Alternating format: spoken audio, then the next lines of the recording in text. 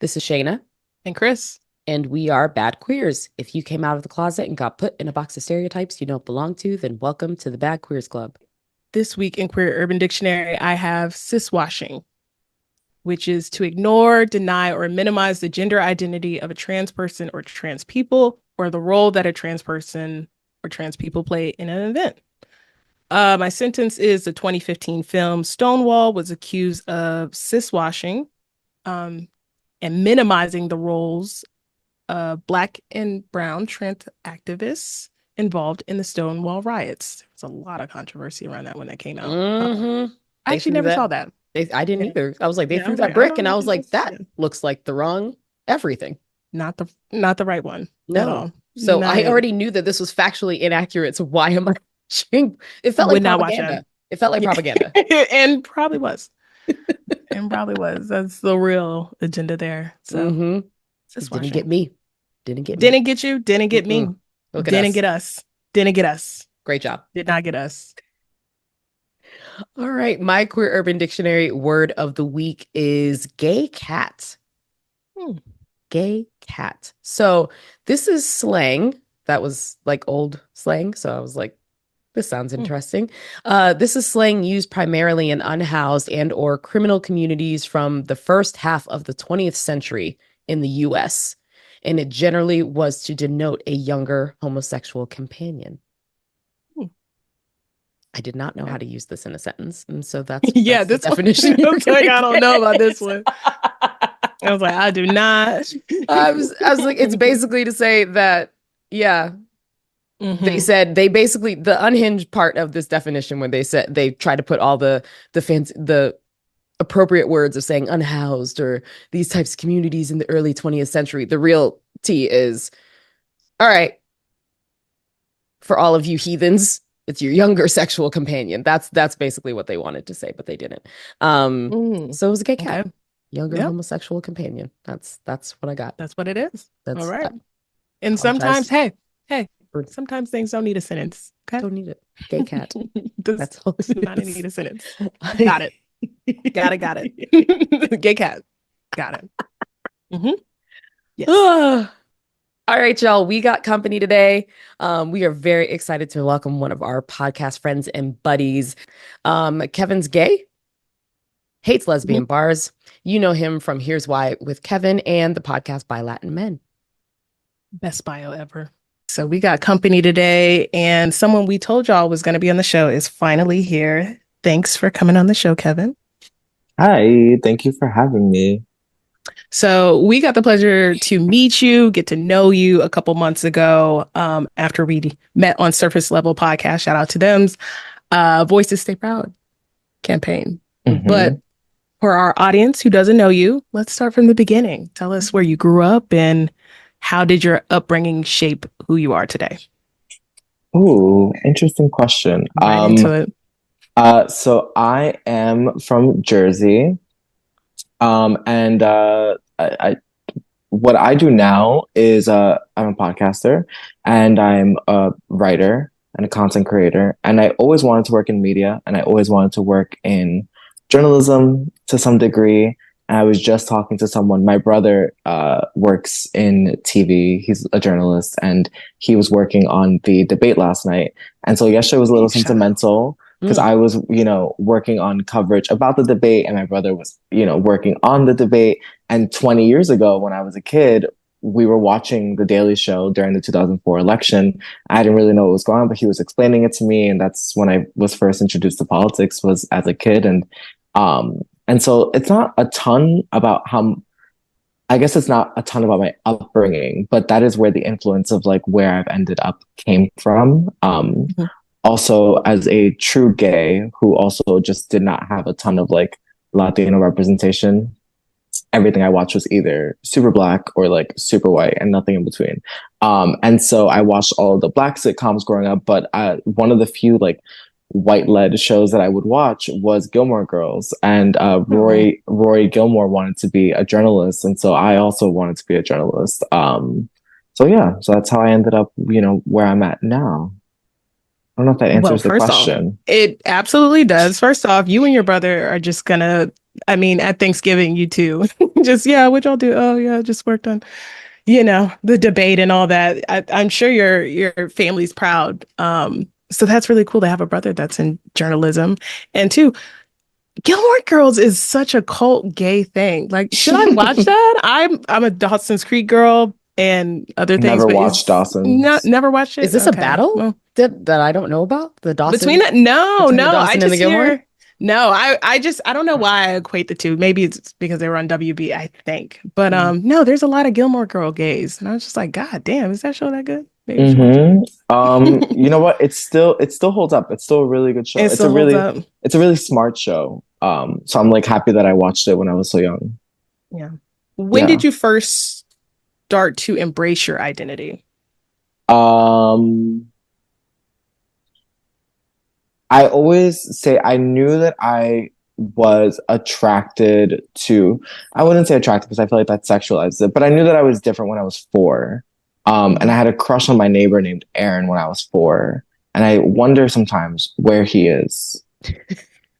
But I knew that I was gay as a kid, but I also liked girls. There were many girls, and even today, but as a kid, there were many girls that I had a crush on, and many girls that, as a little boy, I would run around with and go kiss them when adults weren't looking. And I did the same with boys.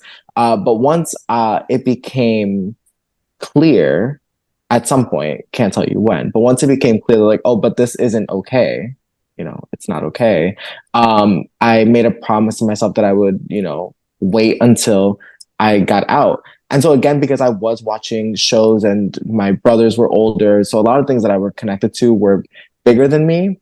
So I learned when I was young that eventually I would hit an age where I could move on and that things would be up to me. And so I always said, as soon as I'm out of high school, like I'm out. And so the second I was out of high school, and I had some speed bumps along the way because my senior year of high school, I became a dad.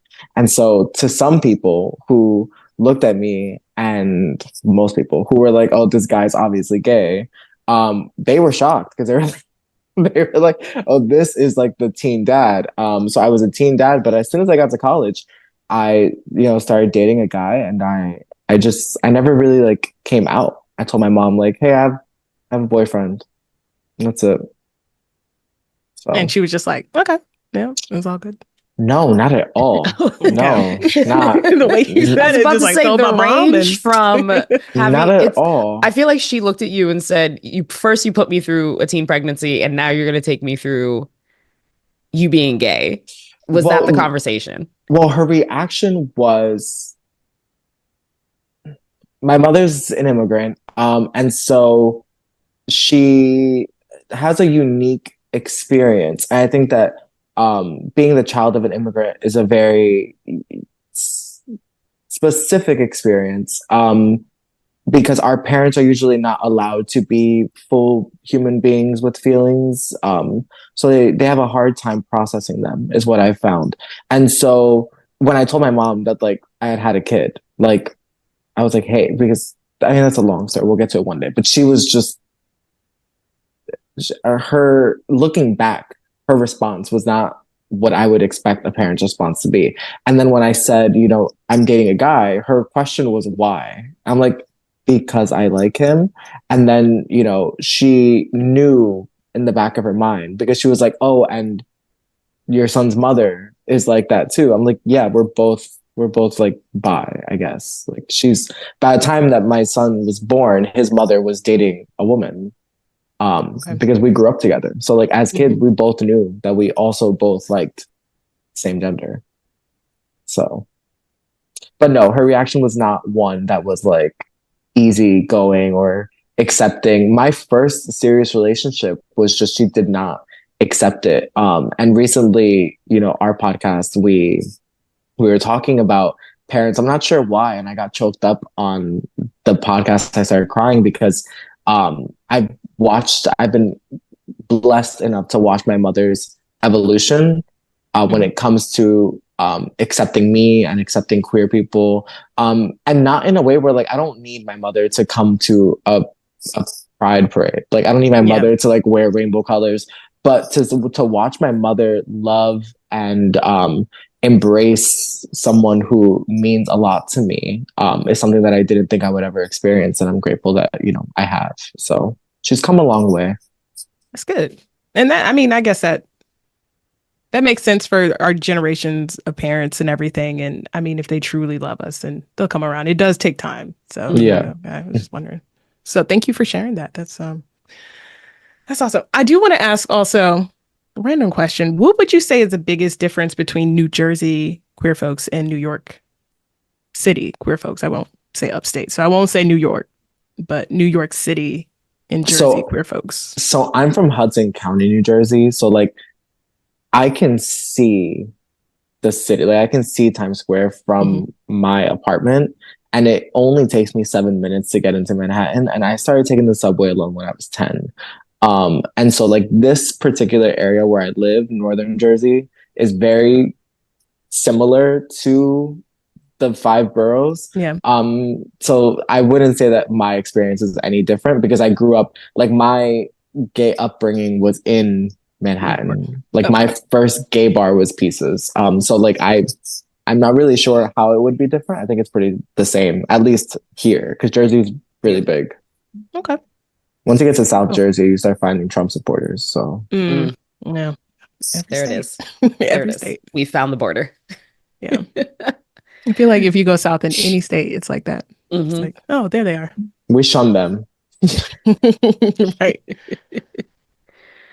And so we know that you have, I feel like it's recently that you were starting Here's Why with Kevin. What inspired you to start it? You were already doing amazing work. We met recently, and I'm already going to you as my number one news source. So what inspired you to get started with Here's Why with Kevin?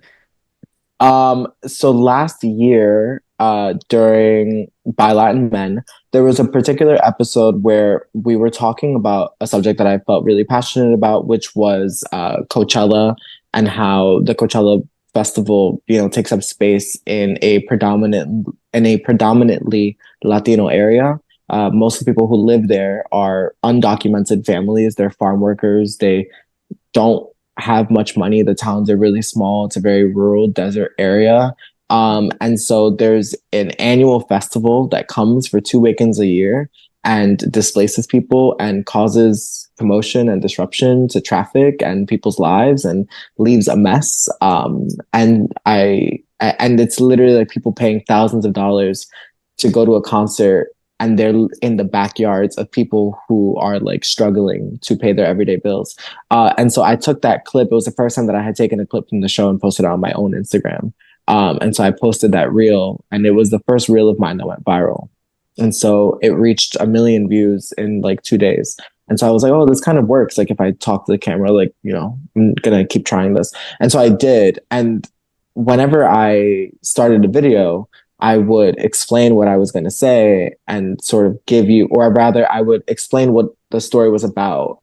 And then Here's Why was the transition into the story. But that's a natural way that I story tell, So I'd be like, I was so pissed at my mom today. Here's why. So she, and that's how I naturally talk. And so I just kept doing it and not realizing it. And then I was intentional about it. Once I realized it was working, I made it a hook. And so for the last year and a half, I've just been trying to figure out what it looks like to do this kind of content online. So like share news updates, but also do, video journalism and share stories.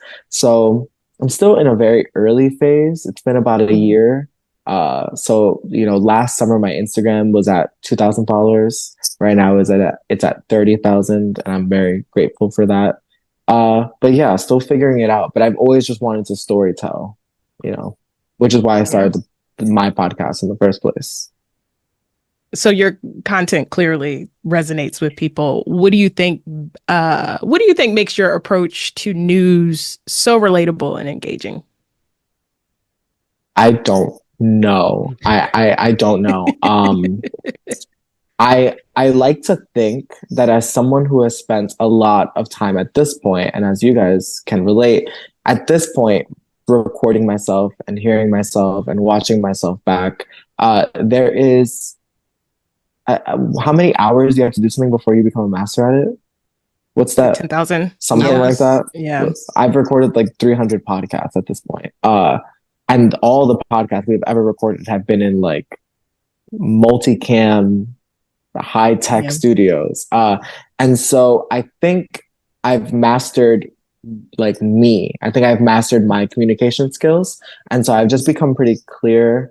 I know when I speak what I sound like. I know exactly what my face looks like. And so telling stories and being intentional about the emotion that you're trying to evoke, I think that might be part of it. And I also just try not to overcomplicate my stories. I want to make news as digestible and easy to understand for people as possible. So like I'm the one who is subscribed to all the big publications, and I'll read all the stuff and do the research, and then I'll be like, this is the gist of it. Like there's no need for all of us to spend our days stressing out to understand why groceries are so high. It's really not, you know. Yeah. No, I feel like you do make it such a personable thing, and also something where it's like everybody can understand it, but also you do it so fucking fast. Yeah. What do you mean? Like I talk really fast? No, like this news would have come out and you would have already had a video, a clip, something ready at like the time that I would have found it. And then I'm like, I wonder if Kevin's already posted about it. I don't even got it. Like, I want to try and be a helpful friend. And I'm like, Kevin already has. Okay. The video's up. It's edited. It's out. And I'm just like, how the fuck do you find these things so fast? It's so funny because Shana, we were having a conversation the other day. You and I were going, you and I were having a conversation, direct message, about you going to the Adele concert. Yeah. And you were like, this moment made me choke up, and you sent it to me. And I just reacted to it. And I was like, oh my God, yeah, like I saw that. But I didn't want to be like, I posted that 3 hours ago. Like, new. And then afterwards, and I knew afterwards because then I went onto your page and I saw that you had posted, and I was like, that is the kindest. This is how I know that we are friends. That's so polite. That's so kind polite of you to still react to do that. This is posted hours ago. Like, I'm just waiting for the one day I send you something and you're like, ooh, haven't gotten it. And I'm gonna be like, there it is. There it is. You know what's funny is it happens in my group chat with my best friends. So like Anthony, my podcast co-host, we're in a group chat with 2 other friends, and I'm always laughing at them because I'm like, you guys are like my little my little newsroom. Like I'll wake up at like 6 a.m. and because one of my friends is a flight attendant, he'll be up and so like something will have happened in the middle of the night, and like I like one eye open, I just start researching and typing up a story, and I post, and I'm like, thanks, and I go back to sleep. So sometimes it happens that way, but mostly it's because I'm chronically on my phone, constantly, all the time. It makes sense. When it comes to researching topics and content, like what does that process look like for you? Like, how do you ensure, I mean, you know by now because you've been in the world of it, but how do you ensure you're gathering reliable information?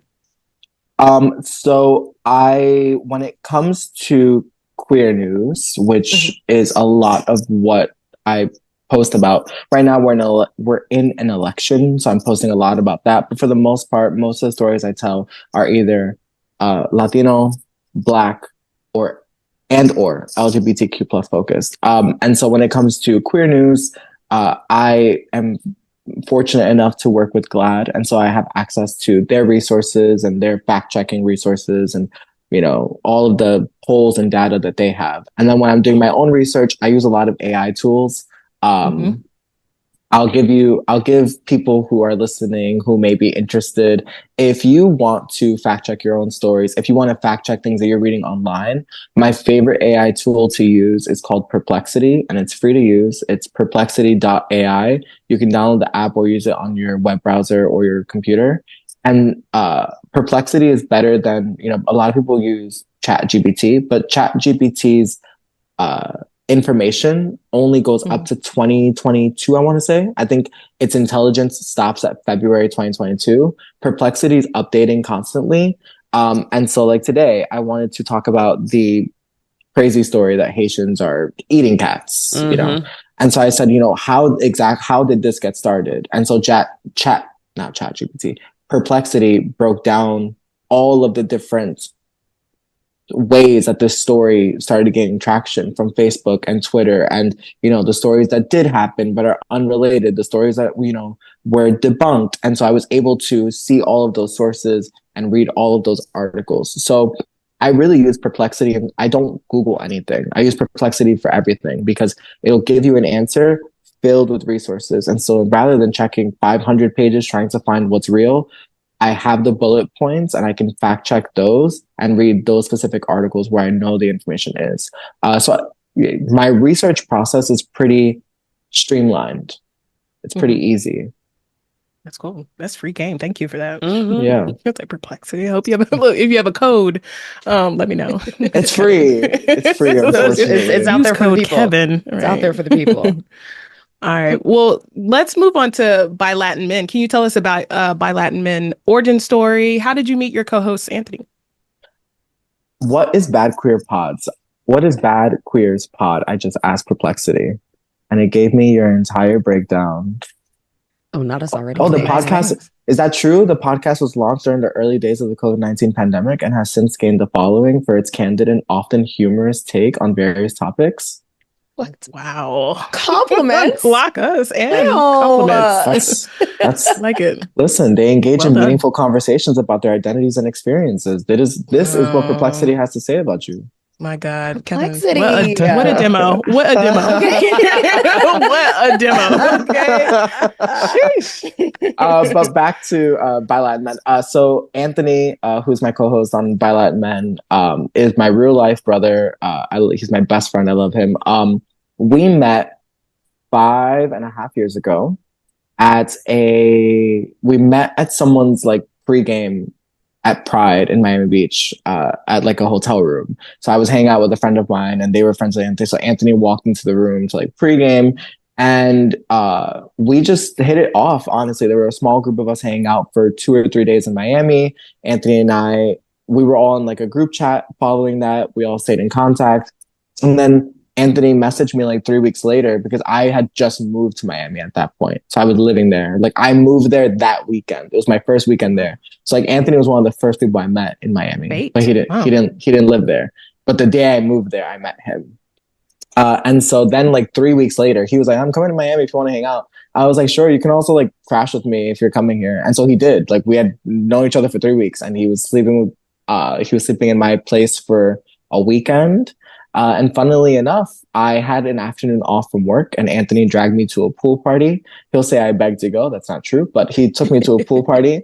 And that is where I met the man that I spent the next 4.5 years with. We broke up last year, but it was a great relationship. And I met him because of Anthony. And then also because of Anthony, I got to start this podcast. And because of the podcast, I started doing this content. So everything happens for a reason. I've always wanted to work in media, and I was a big podcast listener. So was Anthony. So I was like, would you want to, start a show with me? And he was game from the jump, like, so we had a third co-host who left during our third season. But Anthony and I have really stuck it through and have put in a lot of work, a lot of hours. And, we figured out our rhythm after that third host left, actually. So it actually took us 3 seasons, I think, for the show to be solid. Yeah. It's a cool origin story. My goodness. I was like, we love a full connection. And you all have so many, like such a range of conversations. And I want to know what has been either a messiest moment that you remember on the show, or like the best hot take moment that you've had on the show. You want like a messy moment that like spilled into my real life? Yeah. Okay, so yeah, sure. What if we were like, no, don't tell us. So I had a friend from like high school who was dating this guy that I just had a lot of questions about that situation. And then this friend told me that they were expecting, and they had, I believe at this point, had gotten engaged to this person, but that was to the back of my mind. Now they were also expecting twins. And I was like, oh shit. Okay. And so then I, on the podcast, asked the room. I said, by the way, guys, I have this dilemma. A friend of mine is pregnant and she is expecting children with a man who is about 12 years older than her, is a functioning alcoholic, barely functioning, and he's unemployed. And I don't know how to tell her that this is probably like a really bad idea. And we had a conversation about dating someone with issues and loving them through it or figuring it out, whatever. But, our show is meant to, or rather what it's always been, is we take a topic and say, this is the thing that has happened. This is a situation I saw, or this is something I experienced. And we jump off from that into a more broad conversation about our experiences in general, or what we would advise people to do. So the conversation really became about loving people through struggle. It wasn't necessarily like, tell your friend this, you know what I mean? But somehow, this person who has never listened to an episode of my podcast before, so I don't believe that this was random. I believe that it was sent to them. But this person listened to a conversation in the middle of an episode, in the middle of a season of a podcast that had already been running for 3 years, and was like, well, damn, fuck you then. And, can I curse on your show? Absolutely. Oh, yeah. And went off on me and was like berating me and was like, so they're like, you're so fake. I'm like, how was I? Oh, and they also said something really silly, something I still laugh at, where they were like, I'm not clickbait. I'm like, do you understand what clickbait means? Your name wasn't the title of the episode. And no one knows who you are, random person from New Jersey. Like, but I learned, and I do not talk about people. Another messy moment was, I guess, not really messy, but like after last summer, I called off my engagement. I guess this is kind of messy. I'm spilling all my tea here. But last, I was engaged. I was engaged for a while, and last summer, I was dealing with figuring out how to deal with the fact that our relationship wasn't working out. And so my partner and I called off our engagement, kept it private, and I had purposely asked Anthony if we could take our summer hiatus from the podcast early because I needed some time. I didn't explain to him what was going on. I keep my business to myself usually. But I was like, let's just take a break. So the break happened because I knew I was going to end my relationship, but I just wasn't in the place where I wanted to be on camera. So that happened. A month and a half later, the person who was our third host, I'm just going to say this here. The person who was our third host heard that my relationship had ended and then went online and just started making it a thing. Something that I had not discussed with anyone. Like it took me a month to even tell Anthony, who is my best friend in the world. It took me a month to tell him, by the way, me and this person are no longer together. So like for everyone online, now people are talking about it and messaging me and messaging the BYLATINMEN page. And they're like, oh my God, Kevin's man is cheating on him. We saw him with someone else. And I'm like, no, that's not what's happening. So then I had to go on the podcast on our first episode back crying because I was like, well, now I have to explain to you guys that I called off my engagement because my dumbass has been running my mouth on this show for 4 years talking about what a great relationship I'm in. So now I also just don't share my personal life. Okay. I was going to ask you, was that a wrap on that where you're like, never again? Yeah. But mostly because and it's not because the people who were messaging me were wrong. Like I have a very close relationship with people who listen to the show. Someone reached out to me today asking me for advice on like their breakup. So I appreciate that they were concerned. They're like, hey, we saw this, or people are saying this, or so and so, tweeted this. Their heart was in the right place, but I don't want to be in a position where I have to explain my experiences or emotions as I'm going through them to a mass of people. And sometimes you say things too early. Like right now, I'm okay telling the story because it happened a year ago. And even the story about like that friend that's no longer, like that was 3 years ago. It's like, double jeopardy. You can't get mad at me again. But like I find myself on the show actively being like, well, actually, no, I'm not going to tell that story. Like it happens at least once a week. Like I'll go on a date or like, there's someone that I am, seeing now who sometimes I find myself wanting to talk about. And I'm like, no. Does that person listen to the pod? Or I'm sure even if they No. okay, No. they might. I don't They know if they don't. would tell They you. don't. Are They you don't. sure? I know for a fact that they don't. You sure? I was like, no, I don't listen to your pod. But there are there are people who I've dated over the They'll say last nah. couple of years. No. There are people who I've dated who I forget listen to the show, who I forget are like, I already like. There are people who I'll match with on like dating apps who are like, by the way, I love your show, and I'm like, well, this is over, Right. kind of ruined it. Yeah. Like, great lesson for anybody who matches with Kevin in the future to not mention that. Just don't tell me. Yourself. It's very odd. Lie. Hold on, sirens. New York. Sorry, I live across from a firehouse. Mm. So it happens a couple times a day. Hold on, they're not done. Sorry, 1 second. Like, they're on the move. That's funny. Like, don't tell me that you listen to the show is hilarious. Well, you know what it is? For me, it's just like, you may have ideas about who I am, and there won't really be room for me to make an impression anymore. And so you're walking into this thinking that you know me, which you don't. And now I have to figure you out while you've already decided who I am. Mm-hmm. Good or bad. You may have, expectations of me that I can't live up to, or you may have negative opinions of me that you won't own up to. And so I just don't want to be put in that position because it's a little like odd. Yeah. I feel like that's the hard thing with any sort of creator who does put themselves out there. It's like, once people meet you, it's like that is the storyline, that is the effect that somebody has already made a judgment about you. So even if you moved outside of that realm, then they're automatically disappointed. And it's like, that's not my fault. You came up with the story. Yeah. I don't want that. And it's like, you know me. Yes, podcast me, but that is not me. That is one piece of me that I share with you and interact, and I'm fine with that. But the boundaries like make sense. Like, there's plenty of examples, and it's also just well-being. And even as you described, like the updates of it, like you weren't ready to update people in real time. Like, you're processing feelings. You don't want to. I wasn't even done crying. Right. Exactly. So back on the show crying. So it's like, let me have that time as a person to process. And Anthony made fun of me the whole episode. Anthony's like, bitch, you're ruining your makeup. He's like, stop crying.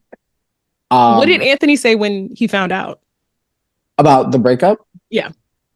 I can't tell you. I don't know. Remember, I guess it wasn't that. I don't really remember. Anthony is, that's an absolute lie. Anthony told me to fix it. Anthony told me, as people do. It's been almost 5 years. Go fix it. Like, there's no way. And we tried, honestly. We called off our engagement last July. Mm-hmm. We were together in October. We spent the holidays together in December, and we were together in January. It was a very lengthy pulling away period. Mm. Yeah. Before we get to bad queer opinions, I just wanted to ask, what role do you see your platforms, Here's Why with Kevin, BYLATINMEN, playing in the future? Like, how do you want it to shape news and, I guess, the media landscape? I think that BYLATINMEN for me has been a step in the direction that I've always wanted to go in. So I myself would like to be the center of my own media ecosystem. I want to write a book one day, and I want to continue publishing work with various outlets, and I want to keep creating content. And the phrase, or the title, Here's Why with Kevin Ortega-Rojas, is the title of my future late night show. Like, that is what it's going to be. So the show exists in my head, and hopefully one day someone wants to finance it.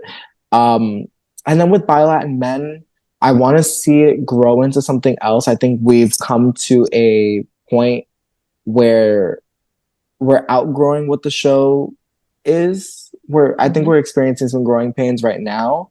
I think we have to figure out what the next chapter of the show is. And then in general, my hope is that Latin men can start creating opportunities for other Latinos. I want to see trans Latinas and Latinas on podcasts or online, and I want to see more lesbian Latinas creating content. So that's something that I really want to do. Speaking into existence. That would be a great show. Yeah, I'll try my best. All What about you guys? What's the plan here? What's the plan here?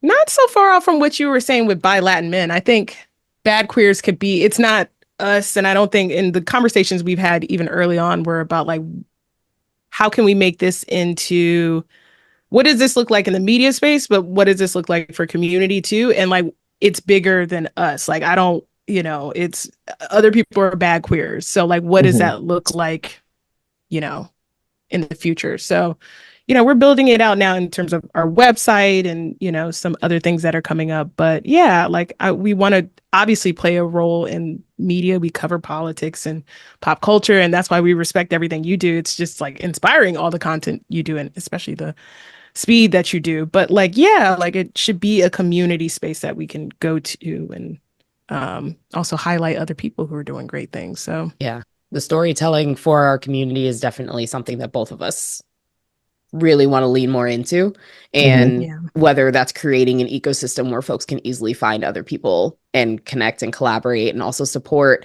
whether that becomes a community space where folks can come and have access to the tools to be able to do that themselves, whether it's us deep diving into specific stories and things. Both Kris and I have different interests, but they all align in ways where it's like Kris is very much like politics, news stories, things like that, historical, and I'm very much pop culture, media, entertainment.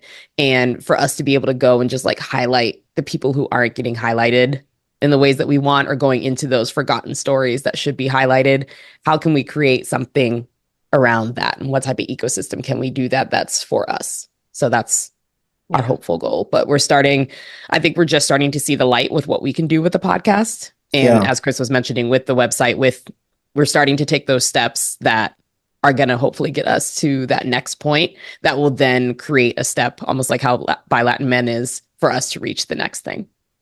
Right. Yeah. I mean, and Perplexity has great things to say about you guys. So I am and so that's honored. What's going to drive us, honestly. This episode is presented by. Just add that in there. Y'all are so crazy. Ready for Bad Queer Opinions? We were ready for Bad Queer Opinions because what type of bad queers would we be if we didn't have unpopular queer opinions? So, Kevin, you know the section where we get to go through, share our bad queer opinions. You get to respond and react to any of ours, ask questions, all of the things. We're going to have a fun time with this. So my bad queer opinion for this week. So the debate happened last night, and we all knew it was going to be a mess, but I always like to see afterwards, what did people hang on to based on what was said? And the whole thing that is going rampant amongst the queer community right now is the whole illegal alien transgender surgery nonsense that Trump said. And I just have to say that I can see this joke going downhill very quickly. Like, everybody's put together the visuals, they're trying to make it funny, they're doing the things, and I'm like, so has anybody checked in with the trans community? Has anybody checked to see how they're feeling about this? I can see it's like every person who takes it to the next edge with a certain photo, a certain edit, anything like that, I'm like, this is going to be short-lived until you all become offensive. And the fact that it has run rampant through the LGBTQ plus community, I'm like, this is the most y'all have really even talked about the trans community in this moment. So I just want to say that I can see this going badly and downhill very quickly. And I feel like in another week, that's what's going to happen. Yeah, there were a couple that I was like, last night. But overall, I thought I was in good sport, but I was like, I'm not the person to decide that. I don't know, but I think it's also going to be wrapped up by like tomorrow. We'll see some of that stuff. I think that sometimes, the point of people, specifically when it comes to like taking what Donald Trump says and like turning it into a meme or a joke, is to point out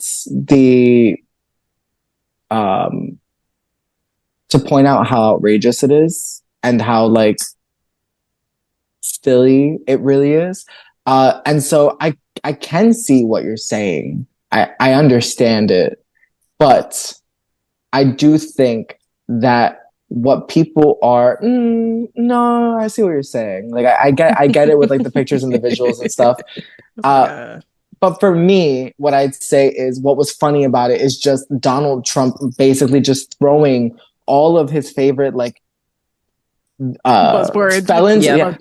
felons and illegal immigrants and transgender people, and we're just gonna like all of them together behind you. And it's just like, but you know, I really do believe that it is, for the most part, I'd say 90% of it is coming from a good place of trying to make fun of something that is trying to take aim at the LGBTQ plus community. And that's where, you know, so much of drag culture and queer culture has come from, has been throwing shots back or making fun of the attacks that people are trying to have on us. So, I mean, hopefully it doesn't go there, but I can see what you're saying. Mm-hmm. I was like, we're teetering. And it's like, I love that that's how we've taken it in the way to say, like, this was absurd, along with the cats. Yeah. And along with him saying that Kamala puts out. So, you know, just the layers of all of the things that happen. But it's my word of caution to the people. Mm. Yeah, I do think it was mostly in good fun, but I did see a couple where I was like, okay, right, a little too close, a little too on the edge. I was like, I don't know, no, not that one's not funny. Look, I didn't laugh. That's not funny. Cool. So my backward opinion. Never gonna beat those moderate charges. I don't care that performers get paid or non-queer performers get paid at prides. Like I don't. That's not a problem for me because I'm like, even though I'm not gonna go to a pride because somebody's headlining for the most part. I know that some people do, and it's just like anything else where it's just they get an appearance fee. This is work for them. While I would like for there to be probably an ally discount on their booking, I think they should get paid because it's work. So, you know, depending on who it is, I think it really matters who it is. It has to be somebody who really does fuck with the community. I don't see a problem. This comes up every now and then with prides where it's like, oh, y'all paid this performer this non-queer performer this, but, or vague, as we say, vague performer this, but, you know, this queer performer got this much, you know, and it's like, yeah, but, you know, it's like NLE Choppa has a following. People care about and are here or attending whatever party or whatever for him. So it's just like any other event for them. I guess, yeah, it just doesn't make me mad. I'm just like, I don't know, just pay him. I said this on the podcast today. I said, you know, if you look at the video that Gay Magazine posted of NLE Choppa performing and the way that the crowd was packed and engaged with him, whatever they paid him was fair because he got people. That's the point. And at the end of the day, when it's something like this, like if you're going to a New York City Pride, or not even really there, but like if you go to a New York City Pride or like a random bar, like some random event and someone's just doing something, there's a really strong chance that the person who owns that at the top is not a queer person. But when you're supporting Black Gay Pride, Global Black Pride in Atlanta, and you're supporting the people who are there, you're directly putting money into the hands of Black, queer, gay, trans folks. And so they were making money off of this appearance allegedly ally. This alleged ally. Separate that from what he did. you know, they were making money and benefiting from him being there. And I also said, you know, there is, I think, a methodology to it where it's like we want everyone possible to come to Pride, not just queer folks. And so if this brings out non-LGBTQ plus people who come out and say, "Oh, these people are actually kind of fun. I want to support these events. Like I next year I'm going to bring my friend." That is slow progress. So I also think like it's okay if people want to show up, then just come. You know. Yeah, and great point with like queer people are making money behind the scenes, you know, putting this together and producing the event. So it's not just, you know, paying this vague artist to, and really vague in E Choppa's case, but yeah, okay. Yeah, that's what I was just like, I don't think it's a problem to pay people to perform. So, Kevin, what's your bad Oh, queer opinion? Shana has nothing to add. Oh, did you want to add, did you have anything to add, Shan? What, me? No, I didn't Yeah. have anything to add. Yeah. It's like, Um, no, Yeah. You're like, no. no. so my bad queer opinion is that I think it's okay for straight actors to play gay roles, and I would like us to move away from this like made up controversy of being upset that actors are portraying lives that they don't actually live. Like, Mm-hmm. we can't be upset that people don't want a Halle Bailey to play the Little Mermaid, but then also throw our arms up because someone who's not gay wants to play a gay man. If he, she, they are good in the role, and they should be able to. And the reason why is because like Michaela J is doing phenomenal on Loot with Maya Rudolph, and her character, as far as we know, is not trans, or at least their character's storyline is not about their trans experience. It's just a woman living life, and I love that. And that's because we gave a trans woman an opportunity to just play a human being. So that's, yeah. I like that. I like that. I was like, yeah, they have to be Yeah. good. Yeah. Well, I would like for You them know. to be good. But it does feel like that the Super Bowl controversy of this week of like, oh, they're in the hometown, so that person has to perform. It's like it's a made up kind of rule now of like, oh, if they're queer, did you y'all gotta talk find a about queer actor. did y'all talk about that We have not earlier We in the haven't show? talked about that. We did not. What do you think? Yeah, I just want to it's kind of say, dumb. the last time that the Super Bowl was in New Orleans was in 2013, and Beyonce performed, and no one said anything about it. It's been in New Orleans The Super many Bowl has been in New times. Orleans 5 times, and I just don't understand what the argument is about. And I'll let you guys, talk about it later. Yeah. But I just so confused. It's made up. It's made up. LA was the exception. Like that doesn't happen. Like they don't pick acts by hometown. Like the LA Dre thing was the exception to the rule. But like I don't know where this came up. And I understand Louisiana and Wheezy fans wanting him to perform, but it's just like if you've seen him. Shakira's from Colombia. She performed in Miami. Well, there's that. They didn't ask Pitbull to perform. Okay. Maroon 5 performed in Atlanta.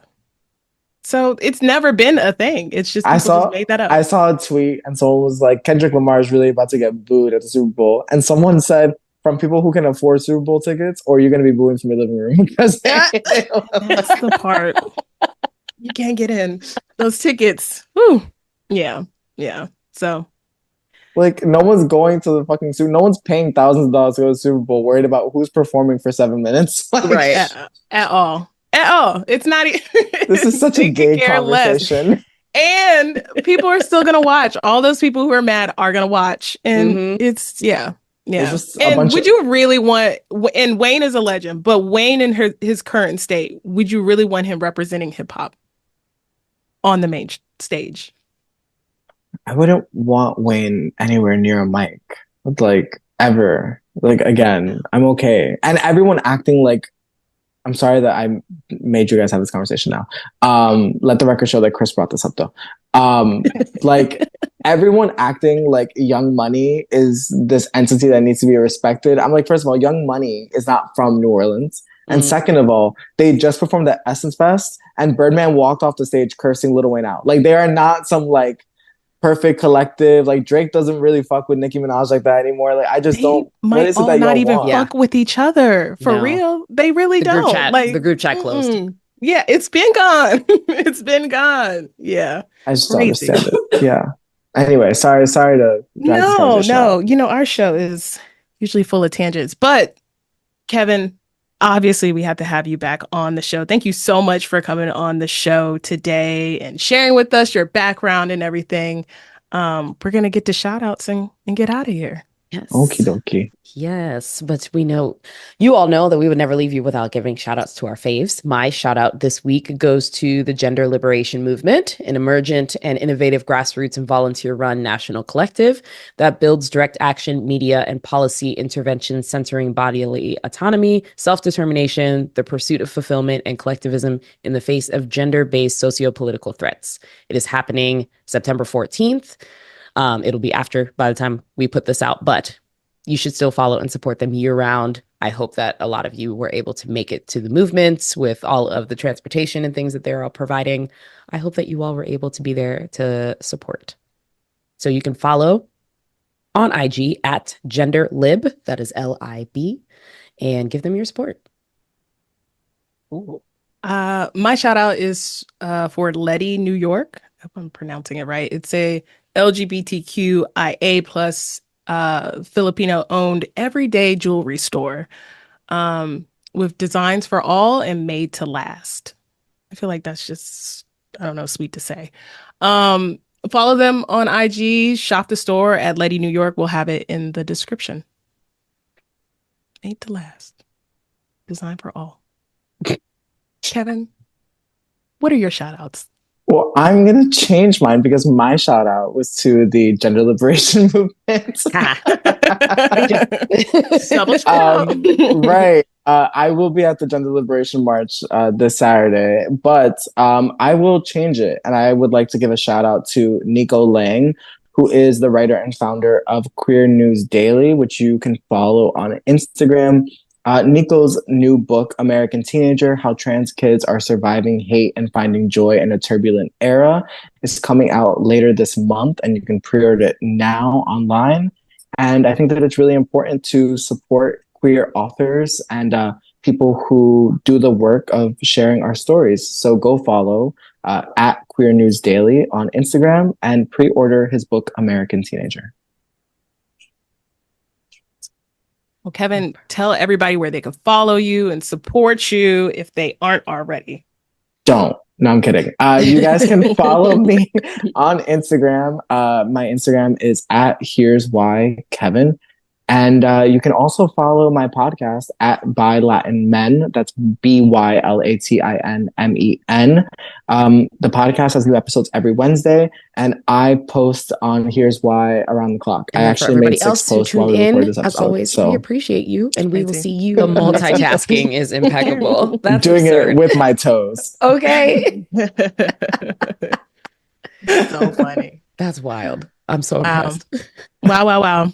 Hardest working man in news. I tell you, check your page. Well, thank you so much again for coming on the show and all that you do. Honestly, like me and Shana talk about Here's Why with Kevin all the time. Like you are always on it, as we mentioned, and just like it's just good stuff. Like I was just like, oh, somebody who gets us. It feels safe. Thank you. It feels safe. A lot of news stuff. Thank you. You know what? Can I share before I go? Are we still recording? Can I share a quick little?